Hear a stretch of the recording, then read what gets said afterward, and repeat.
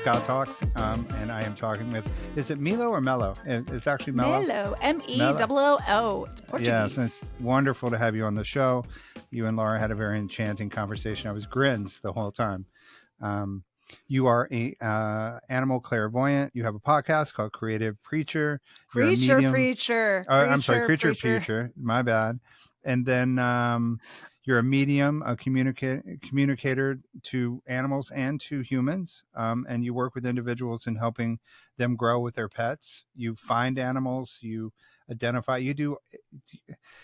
So the first thing I have to say is to the skeptic, because I'm always skeptic about this. I think my generation was just, we were, the snake oil kind of vibe, like.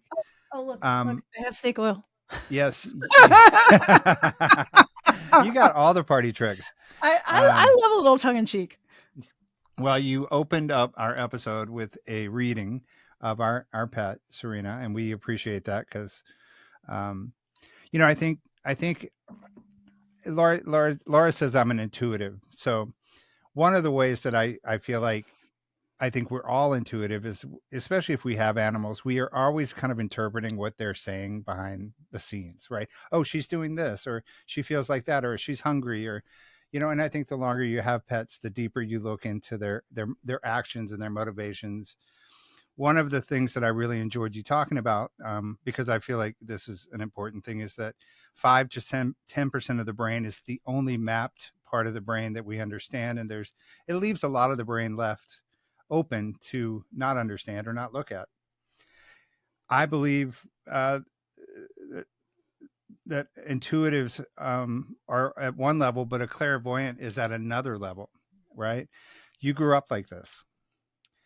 What was that like? What was it like? Sort of like, I think of that movie when I see dead people, that thing, like you're walking around having conversations, having this sympathetic connection with animals, and your friends are not seeing that. Was it isolating? Was it weird? I mean, when you first said that, my first thought was it was hell. Because not only was I intuiting animals, but I was also talking to dead people, and I was also able to tell the future. And I grew up in a small, 7 miles from a very small town of 700 people in Northern California. So my response is, what was it like? It was hell on earth, because you have people, very quintessential Middletown, USA, any town, USA, where, and this is very early 80s. Right. And different is not good. Hence why Footloose came out, right? So yes. It scared people. It scared my family.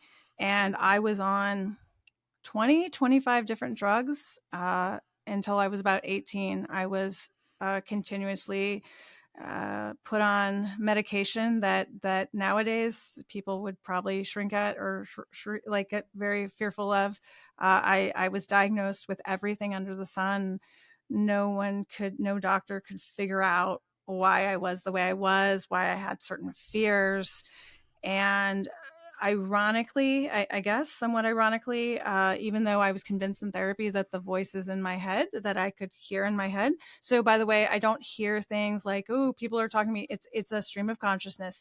But I'll never forget when I was on some of these medications, and I remember saying, oh, okay, in my journal, I feel people around me still, but I know they're not real. And literally as I'm writing that, I hear we are real. I knew that there were always people around me. So you had to sort of take who you were intuitively, like you've said, and hide it and mask it because the reaction to the world. And be afraid of it. Yeah. I was told that I've been called everything under the sun and still am, right? I'm an abolition. I think I'm using the wrong word there. I'm the Antichrist essentially. But yeah, and it's, I think people say things when people are fearful, when people don't understand, and when they see someone that goes against every norm and everything they've been taught, it can be very scary. Mm-hmm. And I do not begrudge anyone for what happened.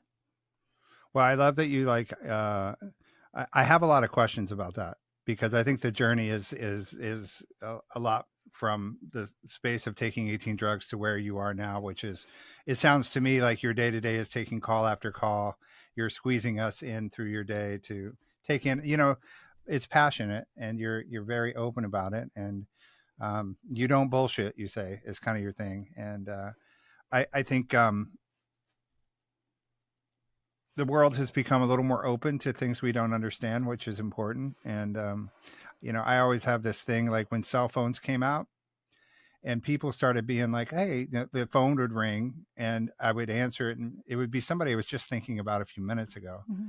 And I would say, oh, in my mind, I was thinking now there's a frequency that allows us to tap into it a little bit sooner. But in the 80s and 90s, that wasn't available. And now coincidence becomes a little bit more acceptable as far as, so it seems like inching towards that idea of what you do. I do think I'd like to know a little bit more like, so you see images and then you translate the images into words, if you will. Is that kind of how it works? And you sort of share And the picture. Well, first I want to ask specifically for people or pets. I guess for pets, you spoke. Excuse So me. You spoke with mostly pets, about on our show. yes. Mm-hmm. So with pets, it's images and words. So for instance, when I'm speaking with horses, cats, dogs, or turtles, like Jonathan the tortoise, Oh yeah, Jonathan sounds. it would be words. So I'll hear a word. Pigs, also pigs. Love pigs are wicked smart. Don't piss them off. Pigs. So I'll get images and words.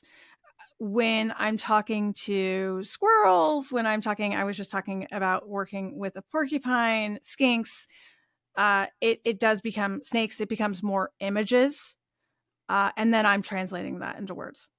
Right, and then you're trying to share that with the person in a way that they can connect to it. So it's not necessarily guessing.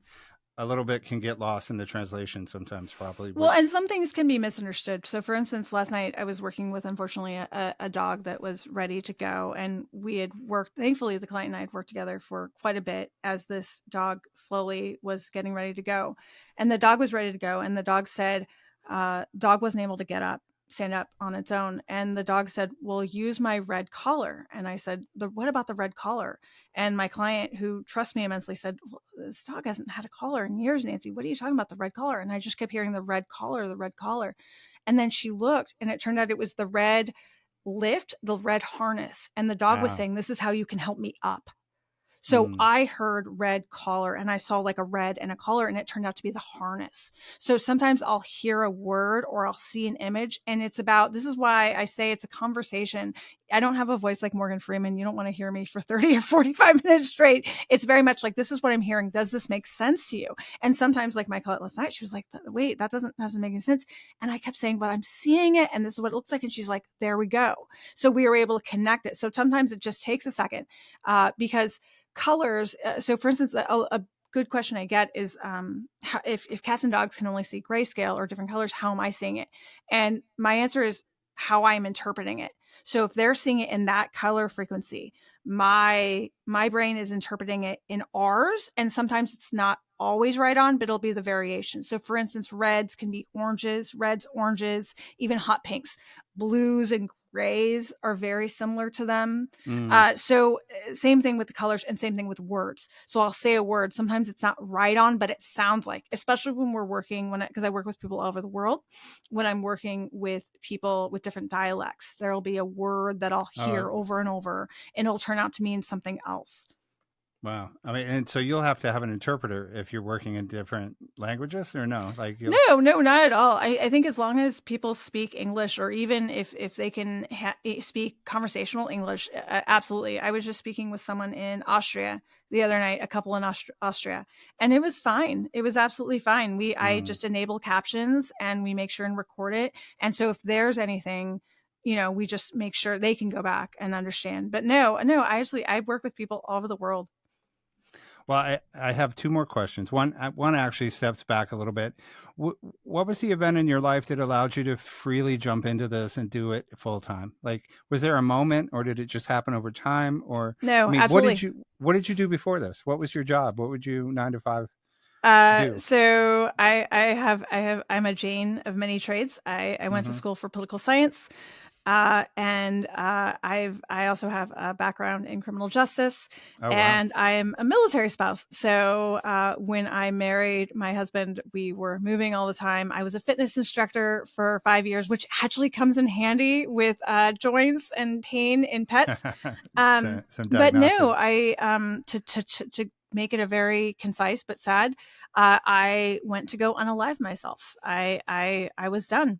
I was absolutely done. I was so depressed, and I was sitting there waiting, and I remember yelling out, "What is the point? What is the point?"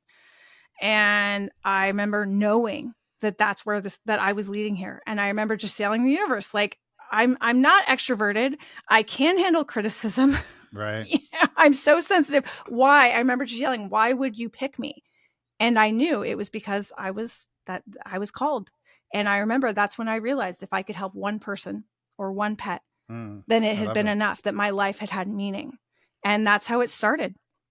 So you accepted this sort of true ambition of who you are. Exactly. But I And had to make it work for me, which included lots of dancing. I bet that took some time too. You know, like how do I start opening the door for this? Two more things. Do you have pets? I do. I have 2 cats and 2 dogs, and I can't have any more because my husband has threatened to leave. He won't really, but I don't wanna push it. Are you? I mean, are they the most understood pets on the No, planet? absolutely Or freaking not. No, my cattle dog runs from the camera. She knows, and she absolutely says no. She will not speak to me ever. My cat, Katniss, will wake me up at midnight with demands. So absolutely not. No, no, no. I tell them not to do something, and they say, "And what?" do you have to verbally say it out loud? Or are you I guys do both. I on the will do level? both, but Oh, no, interesting. they absolutely they're like children. They absolutely do not listen to me. Oh, cats are like that. That's one of the things I love about cats, anyway. They're my favorite animal. They are absolutely my Mm, favorite animal. But yeah, no, no, my cats are good. It's actually my dogs that are just like, no, no, we hear you and we don't care. mm. The very last thing I'll ask you about, and I find this to be really, kind of important in our lives at the moment, is, you specialize in end of life for animals. Um, is that something that you want people to be more conscious of, or is that something that is it? Can you help us to understand how we can better be a part of our animals, the end of our animals' lives, and maybe walk us through how that can help us grieve? Sure. So animals, just like people, have a bucket list.